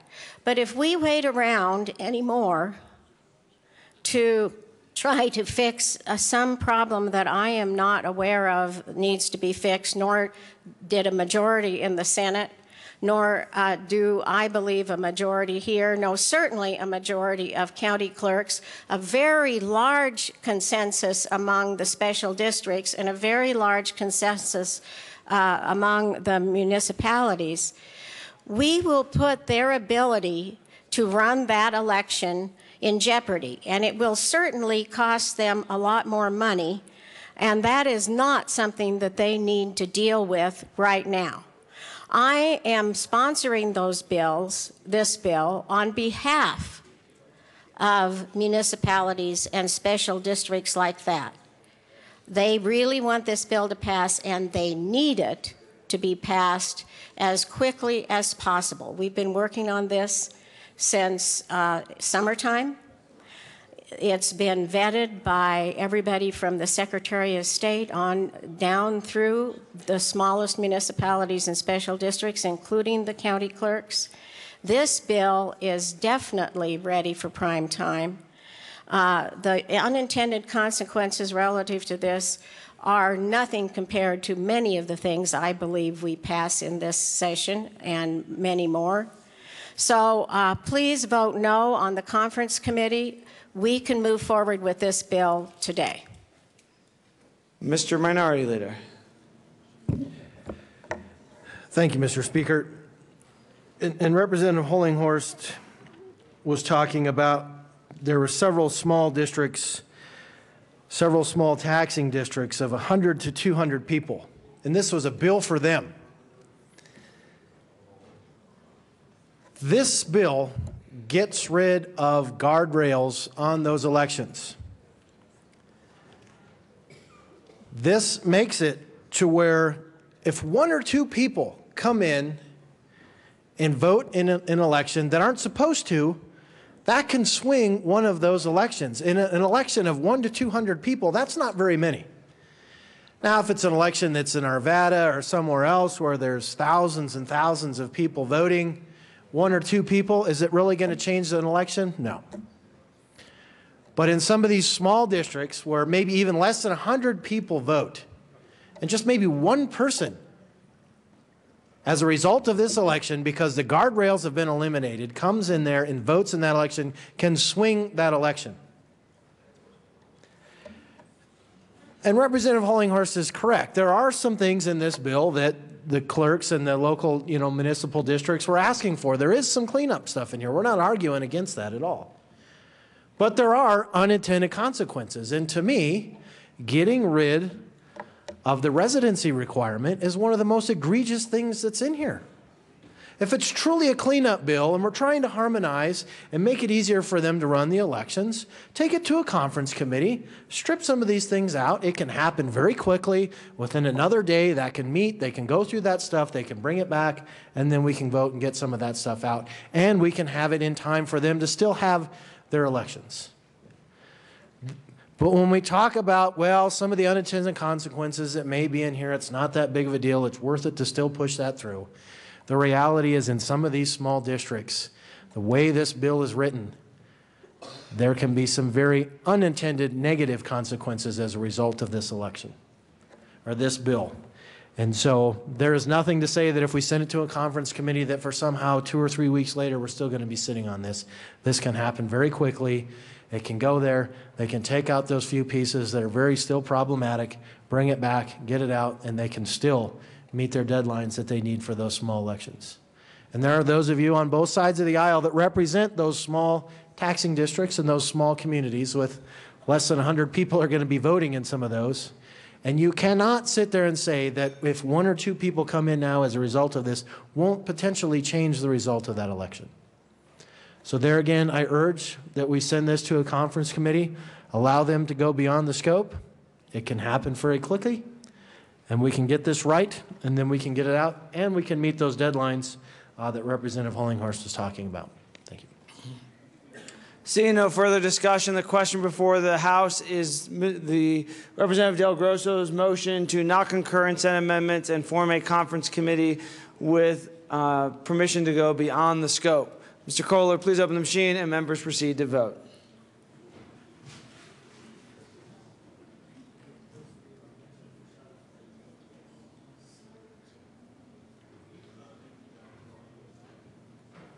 Representative Singer. Close the machine. With 28 aye votes, 35 no votes, 2 excused and 0 absent, the Del Grosso motion is lost. We are now back to the motion to concur with Senate amendments in House Bill 1164. Seeing no discussion, Representative Gardner.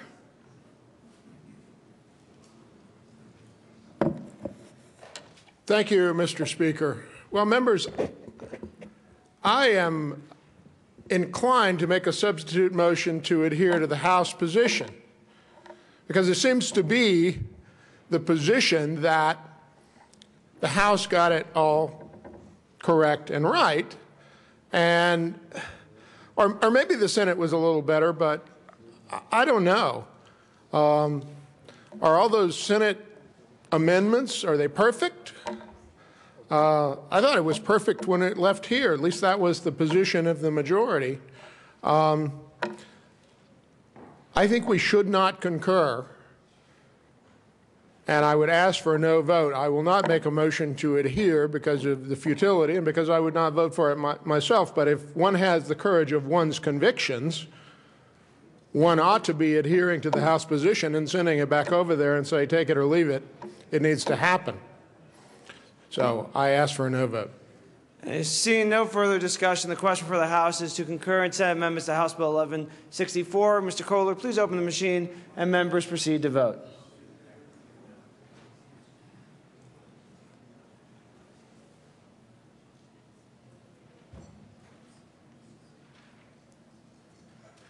Representatives Garcia, Peniston, Priola, Ryden, Williams, and Mitch Bush.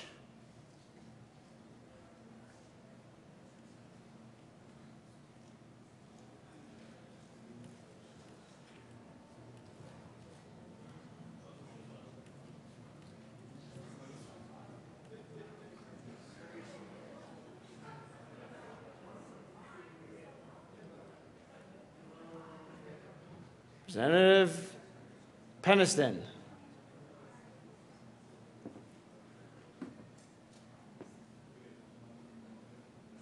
Representative Peniston will be fined $2. Close the machine.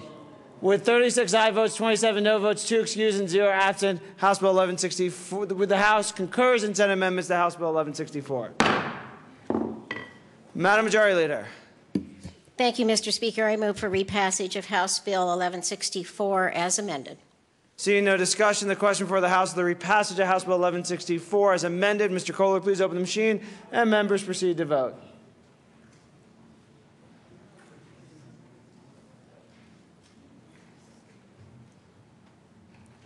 Representative Priola. Close the machine. With 36 aye votes, 27 no votes, 2 excused, and 0 absent, House Bill 1164 is repassed as amended. Co-sponsors.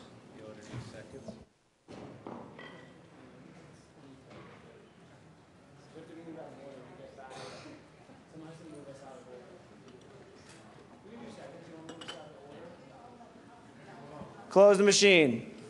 Madam Majority Leader. Thank you, Mr. Speaker. I move that the House proceed out of order for consideration of general orders, second reading of bills. Seeing no objection, the House will proceed out of order for consideration of second order general readings of bills. Representative Garcia.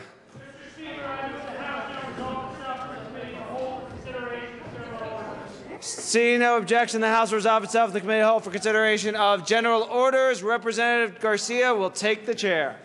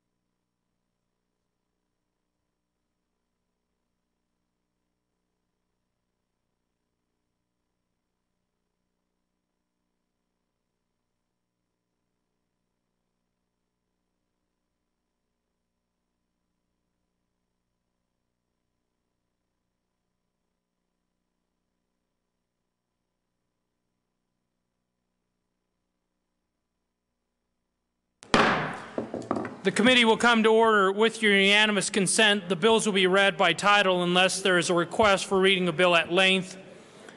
Committee amendments will not be read unless requested as they are printed in your bill folders. Floor amendments will be shown on the screen and on your iPads unless there is a request for them to be read at length. Bills will be laid over upon motion of the majority leader. The coat rule is relaxed.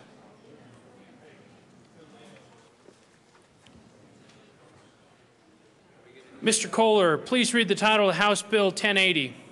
House Bill 1080 by Representatives McLaughlin and Quorum, also Senator Roberts, concerning a sales and use tax exemption for the Colorado Ute Indians. Representative McLaughlin, Representative Quorum. Thank you, Mr. Chair. I move House Bill 1080. Ask for a yes vote. To the bill. Thank you, Mr. Chairman. This bill basically codifies what has been doing all along, but we do have one small amendment to introduce, and my colleague, Representative McLaughlin, will do that. Sorry, I couldn't. I was talking. Move the amendment. Yes, we have one minor amendment, and the amendment is basically L002, and I move L002. And ask that it be displayed on the screen. Amendment L002 has been moved and is properly displayed. To the amendment. Thank you. Members, this amendment is just a clarification, as is the statute we are bringing before you, to continue the Department of Revenue's existing practice of not requiring the delivery of motor vehicle for the exemption to apply. And that's the purpose of this amendment. Is there any further discussion on Amendment L002? Seeing none, all those in favor of Amendment L002 signify by saying aye. Aye. Any opposed, say no. Amendment L002 is passed. To the bill. Thank you, Mr. Chairman. I move 10A as amended and ask for a yes vote. Is there any further discussion on House Bill 1080? Seeing none, all those in favor of House Bill 1080 signify by saying aye. Aye. Any opposed, no. House Bill 1080 is passed.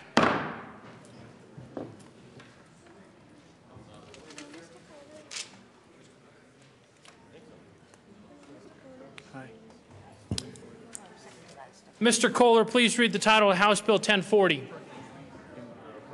House Bill 1040 by Representative McNulty, also Senator Sheffield, concerning criminal provisions relating to drug testing. Representative McNulty. Thank you, Mr. Chairman. I move House Bill 1040, the Labor Committee report, and the Judiciary Committee report. To the business report. Thank you, Mr. Chairman. The Labor Committee report strikes the provisions of the bill for all except for those relating to the intentional defrauding of an employer-mandated drug test. Ask for an aye vote. Is there any further discussion on the committee report? Seeing none, all those in favor of the committee report signify by saying aye. Aye. Any opposed? No. Committee report is adopted. To the bill. Excuse me, to the other committee report. Thank you, Mr. Chairman. The Judiciary Committee report modifies the bill so that instead of having a misdemeanor structure, we do go to a fine structure. $1,000 for the first offense, $2,500 for the second, and then $5,000 for every offense thereafter. I ask for an aye vote. Is there any further discussion on the Judiciary report? Seeing none, all those in favor of the Judiciary report to House Bill 1040 signify by saying aye. Aye. Any opposed, say no. The Judiciary report is adopted. To the bill. Thank you, Mr. Chairman. Colleagues, House Bill 1040 is an important measure that allows us to help protect our workplaces, help protect our employees, help keep our roads and construction sites safe. I ask for an aye vote on House Bill 1040. Is there any further discussion on House Bill 1040? Representative McMelton.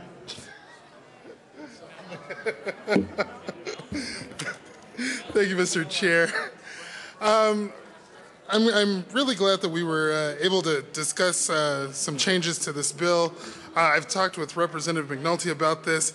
I know that we're not necessarily on the same page in terms of when a employer, if a drug test, a random drug test is not already in a company's procedures or protocols, what to do if an employer decides to then do random drug testing. I wanted to try to see if we can make some guardrails around that, at least give the employees a little bit of heads up and a little bit of notice. So for that, I move Amendment L005. Ask that it be displayed.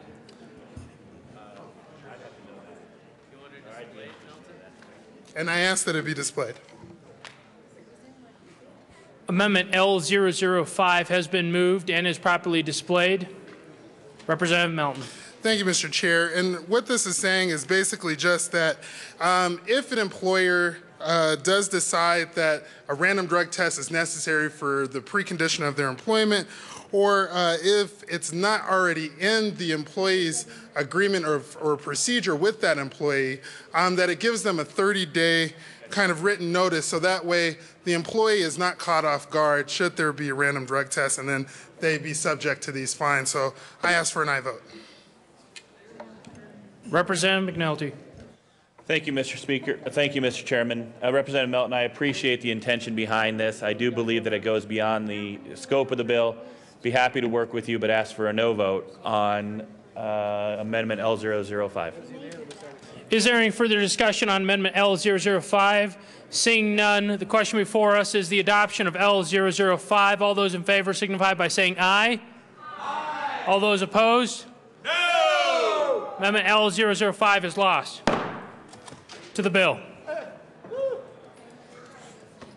Representative McNulty.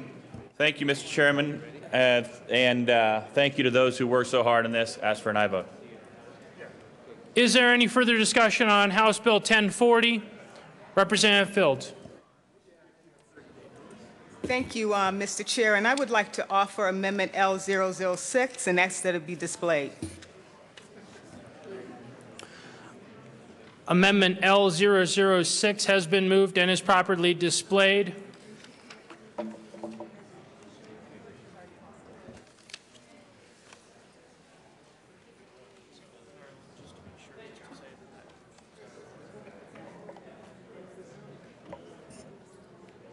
Representative Fields, Madam Speaker Pro Tem, this amendment is out of order based on the report.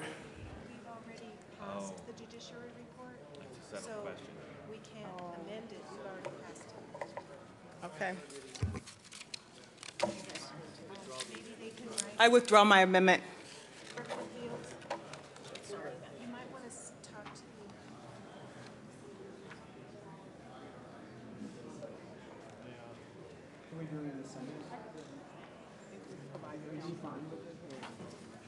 It depends on who spends the counseling.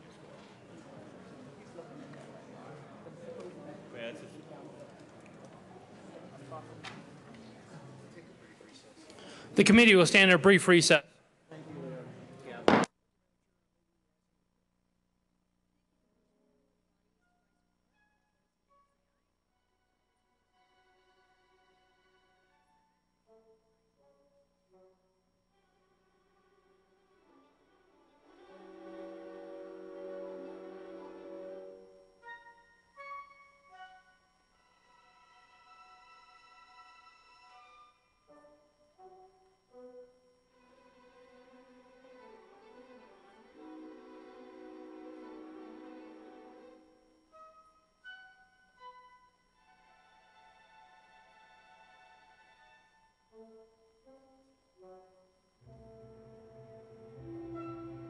The committee will come back to order. Is there any further discussion on House Bill 1040? Seeing none, the question before us is a passage of House Bill 1040. All those signify by saying aye. Aye. Any opposed, no? No. House Bill 1040 is adopted. Madam Majority Leader. No, she's ready. So, thank you, Mr. Chair. I move to lay over House Bill 1108 and House Bill 1028 until the end of the calendar. Seeing no objection, those bills will be laid over as requested by the Majority Leader. Mr. Kohler, please read the title of House Bill 1174. House Bill 1174, Representative Mitch Bush, also Senator Schwartz, concerning censor review of the Natural Areas Council in connection with continuing the council indefinitely. Representative Mitch Bush. Thank you, Mr. Chair. I move House Bill 1174 and the Ag Committee report. To the Ag and Livestock Natural Resources Committee report. Thank you, Mr. Chair. In the House Agriculture, Livestock, and Natural Resources Committee, my colleagues offered an amendment, which I saw as friendly, to rather than completely get rid of sunset reviews for this Natural Areas Council, rather to have a 10-year sunset, and that was what we all voted on in Ag, and it did pass Ag. Is there any further discussion on the Agriculture and Natural Resources Committee report? Seeing none, the question before us is the adoption of the committee report. All those in favor signify by saying aye. All those opposed say no. The Agriculture and Natural Resources Committee report is adopted. Representative Mitch Bush. Thank you, Mr. Chair. House Bill 141174 reauthorizes the Natural Areas Council based on DORA's sunset review recommendations and recommendations from the Department of Natural Resources. This Natural Areas Council involves partnerships by volunteers and others to preserve our unique landscape in Colorado. Looking through the list of natural areas, I find them in virtually every House district in Colorado. I would urge a yes vote on this bill, which does have now a 10-year sunset on it. Is there any further discussion on House Bill 1174? Seeing none, all those in favor signify by saying aye for the passage of House Bill 1174. All those in favor say aye. Aye. Any opposed, no. House Bill 1174 is passed.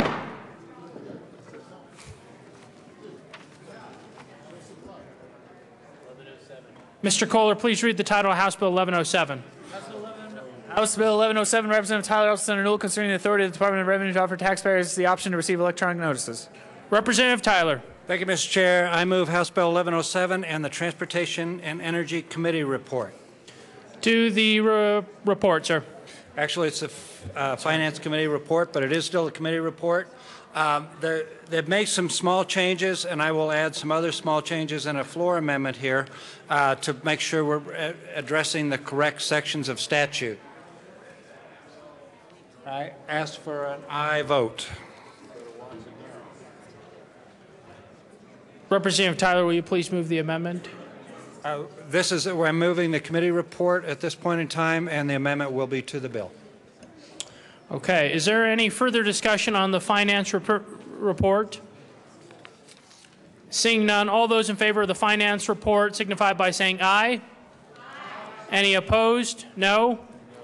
The finance report is adopted. Representative Tyler. Thank you. And I move L002 and ask that it be displayed. Amendment L002 has been moved and is properly displayed. Representative Tyler. Thank you, Mr. Chair. And L002 makes essentially the same changes to a different section of the bill. The folks came to me this morning, our nonpartisan staff, and says for the first time ever they found that they had an error there, and I think it might be the first time ever, so I ask for the adoption of L002. Is there any further discussion on Amendment L002? Seeing none, the question before us is the adoption of L002. All those in favor signify by saying aye. Aye. Aye. All those opposed, no. Amendment L002 is adopted. Representative Tyler. Thank you, Mr. Chair. This bill is very straightforward. It brings us into the 21st century instead of the 18th century in terms of tax notices. It allows for email transmittal of tax notices from the Department of Revenue to clients who volunteer to get the references that way, and there will be guardrails in effect to make sure those were actually received.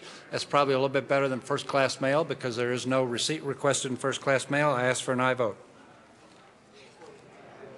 Is there any further discussion on House Bill 1107? Representative Scott.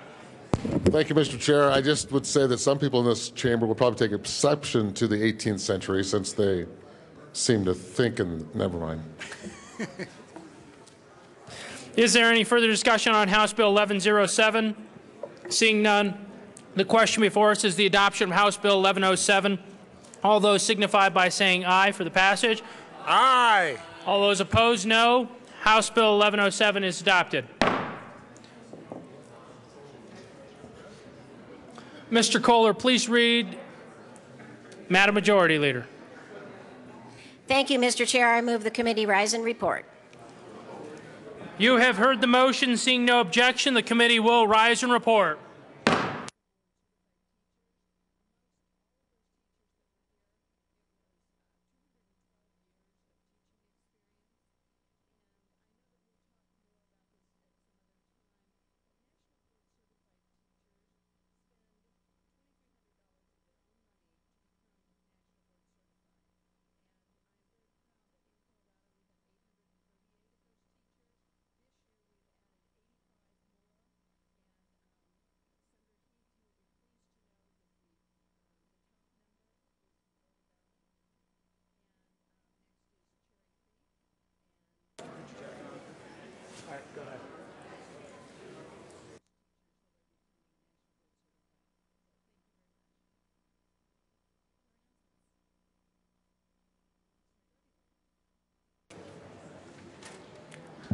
The House will come back to order. Mr. Kohler, please read the report of the Committee of the Whole. Mr. Speaker, Committee of the Whole begs leave reporters under consideration following attached bills being second reading thereof and makes following recommendations thereon. House Bills 1040 amended, 1080 amended, 1107 amended, 1174 amended, passed on second reading in order to gross place on the calendar for third reading and final passage. Representative Garcia. You definitely heard that motion. There are no amendments at the desk. The question for the House is the adoption of the report of the Committee of the Whole. Mr. Kohler, please open the machine and members proceed to vote.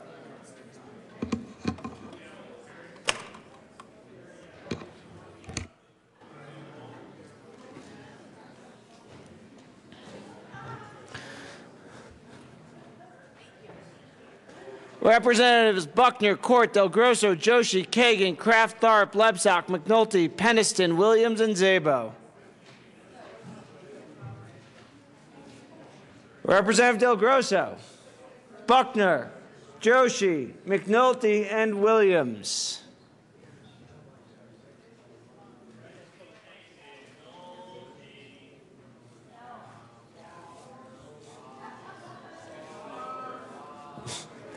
He's already voted. I'm defending you, Representative Walla.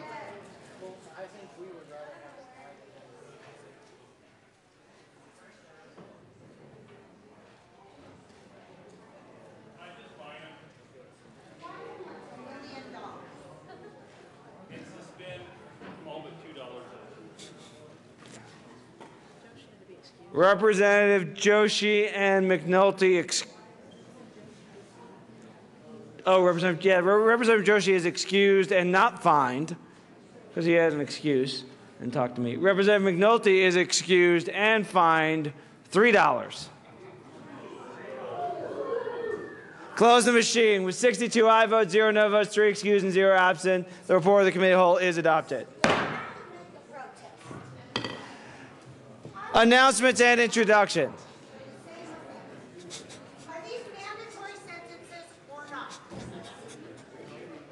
Representative Primavera. Thank you.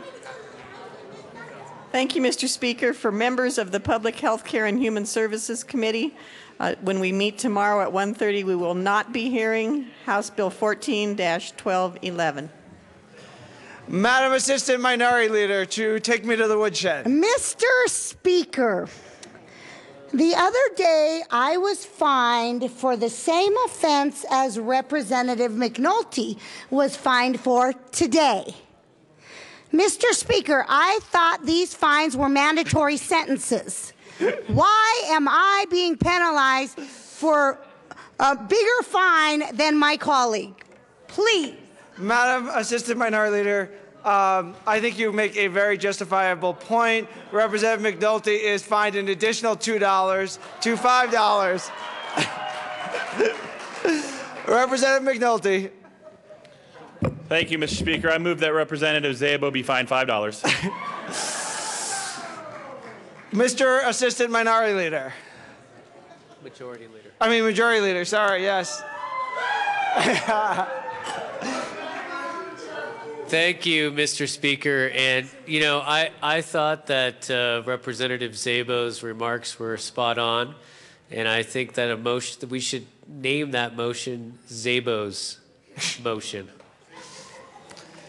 Okay, nice try, Mr. Assistant Majority Leader. Actual announcements. Representative Hamner. Thank you, Mr. Speaker. Members of the Education Committee, do I have your attention?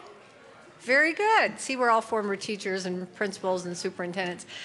We will be meeting today at 1:30 in the old Supreme Court chambers. So we'll start right at 1:30 and I'll see you there. Other announcements, introductions. Seeing none? Madam Majority Leader. Thank you, Mr. Speaker. I move that the remainder of the calendar be laid over to tomorrow. Seeing no objection, the remainder of the calendar will be laid over till tomorrow. Madam Majority Leader. Thank you, Mr. Speaker. I move that the House stand in recess until 10 a.m. tomorrow morning. That's February 18. Why don't we actually just adjourn till, recess till 1? Yeah, We can adjourn later? Thank you, Mr. Speaker. I guess we really do have to do that. I withdraw that motion, and I move we stand in recess until 1 p.m. this afternoon, at which point we will adjourn until 10 a.m. tomorrow 9 morning. a.m.? 9 a.m. How about 9 a.m. tomorrow morning? Oh. You want it? You're nicer than me. Actually, let's make it 8:30. No, I'm just. Yeah, yes. The House will stand in recess until 1 p.m. today.